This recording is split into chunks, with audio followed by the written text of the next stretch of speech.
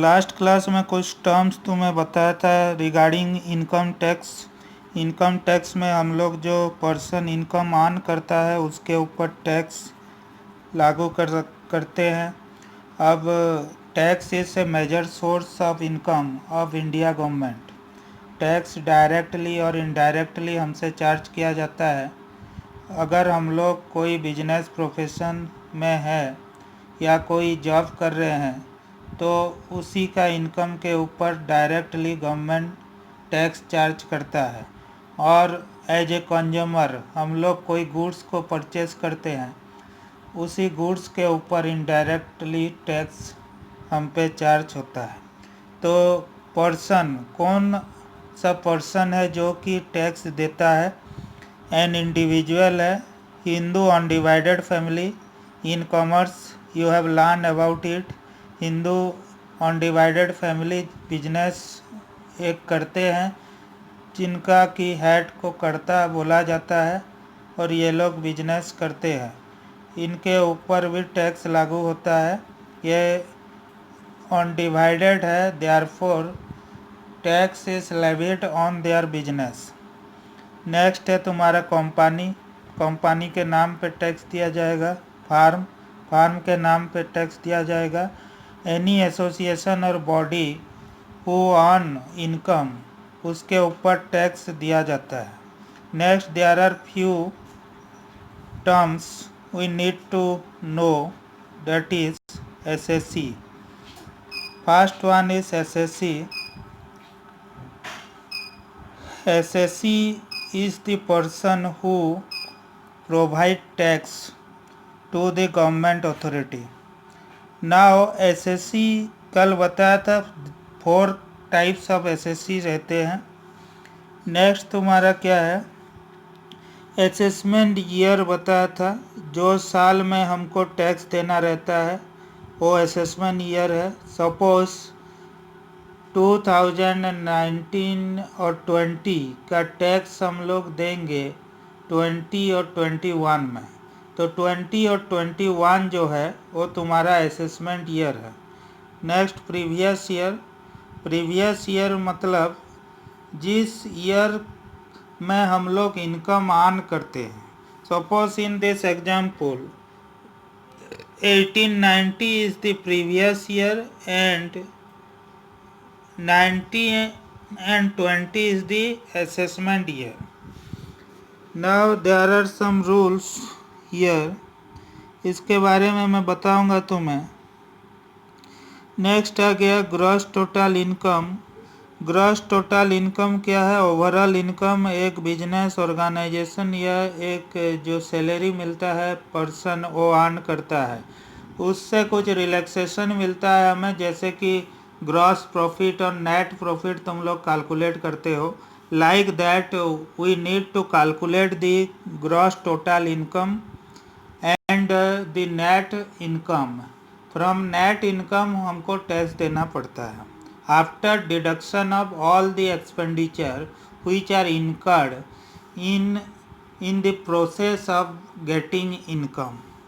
Next one is ये total income deduction from gross total income जो अभी बताया। इसमें कुछ रिलैक्सेशन तुम्हें देता है, इसके बारे में हम लोग पढ़ेंगे 80C to 80U।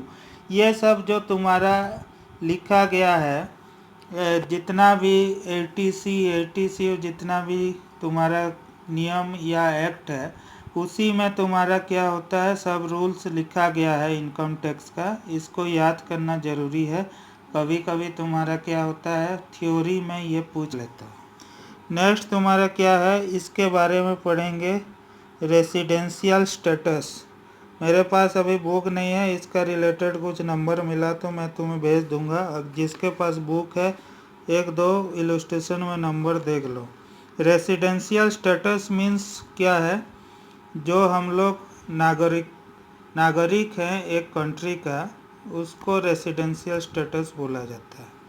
अब हम लोग सिंपली रेसिडेंट है बोल के टैक्स नहीं लिया जाता, क्योंकि तुम लोग भी एक कंट्री के रेसिडेंट हो या तुम लोग भी एक कंट्री का जो नागरिक हो, तो सिंपली उसके ऊपर तुम्हें टैक्स नहीं लिया जाता। तुम कितना दिन स्टे कर रहे हो कंट्री में, रेसिडेंट हो कि नहीं, उसके ऊपर टैक्स लिया जाता है। तो रेसिडेंट बनने के लिए हमारा क्या है, एक बेसिक कंडीशन, इसमें दो कंडीशन है, उसी में से एक कंडीशन को अगर तुम लोग फुलफिल कर लोगे, एक कंडीशन को, तो तुम बन जाओगे रेसिडेंट। तो यहाँ बेसिक कंडीशन क्या क्या है। First condition is you have to stay 182 days in the previous year. अब एक कंट्री में तुम्हें क्या करना पड़ेगा, जो ईयर में तुम इनकम अर्न किए हो उसी ईयर में 182 डेज तुम्हें रहना पड़ेगा।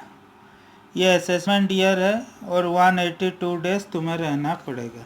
ये सपोज 18-19 है तो तुम कैलकुलेट कर रहे हो 17 और 80 जो कि प्रीवियस ईयर है, इसका प्रीवियस ईयर, उसी ईयर में तुम इनकम कैलकुलेट कर रहे हो और इसी ईयर में असेसमेंट ईयर में दे रहे हो।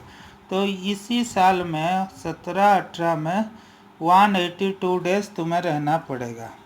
सेकंड कंडीशन है 60 डेज तुम्हारा प्रीवियस ईयर में तुम्हें रहना पड़ेगा और 3 तुम्हारा 65 डेज प्रीवियस ईयर में तुम्हें रहना पड़ेगा।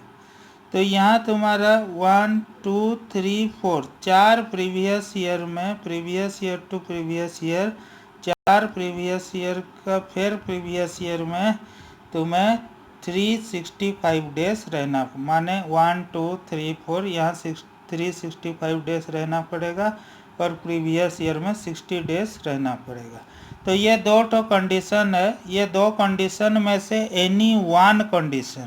एनी वन कंडीशन अगर तुम फुलफिल कर लेते हो तो तुम लोग रेसिडेंट बन जाओगे। मैं बोला था कि सिंपली यू आर दी, एक नागरिक हो बोल के तुमसे टैक्स नहीं लेता गवर्नमेंट, ये रेसिडेंशियल स्टेटस के ऊपर टैक्स लिया जाता है, कितना दिन तुम रहते हो एक कंट्री में। अब यहाँ पे देखो नेक्स्ट है, ये तो हम लोग बन गए रेसिडेंट ऑफ सर्टेन कंट्री। ये दोनों कंडीशन में से कोई एक कंडीशन फुलफिल कर लोगे तो भारत का रेसिडेंशियल स्टेटस तुम एवल कर लिए, रेसिडेंट हो गए। अब नेक्स्ट क्या है, apart from this there are 2 condition, additional condition है। इसमें से दोनों कंडीशन को अगर फुलफिल कर लिए तो तुम बन जाओगे resident ordinarily resident. Again I am telling you, additional apart from ये रेसिडेंट, तुम रेसिडेंट तो पहले होगे, इसके बाद और 2 कंडीशन अगर फुलफिल कर लोगे तो तुम बन जाओगे रेसिडेंट ऑर्डिनरीली रेसिडेंट। अगर ये दोनों एडिशनल कंडीशन में से कोई एक कंडीशन फुलफिल किए या कोई कंडीशन फुलफिल नहीं किए तो तुम बन जाओगे रेसिडेंट नॉट ऑर्डिनरीली रेसिडेंट। ठीक है, तो 3 भाग में हम लोग डिवाइड करते हैं इसको, रेसिडेंशियल स्टेटस को। एक तुम्हारा तो पहले रेसिडेंट बन जाता है, उसके बाद तुम्हारा ये रेसिडेंट ऑर्डिनरीली रेसिडेंट बनता है, उसके बाद रेसिडेंट नॉट ऑर्डिनरीली रेसिडेंट बनता है। तो एडिशनल कंडीशन क्या है यहाँ पे देख लो। फर्स्ट कंडीशन है तुम्हारा प्रीवियस ईयर में, ये 10 प्रीवियस ईयर में तुम्हें कम से कम एक कंट्री में ये जो बेसिक कंडीशन, दोनों बेसिक कंडीशन है, यहाँ पे हम लोग पढ़े बेसिक कंडीशन, ये 10 साल में से कोई 2 साल में ये बेसिक कंडीशन को तुम्हें फुलफिल करना पड़ेगा।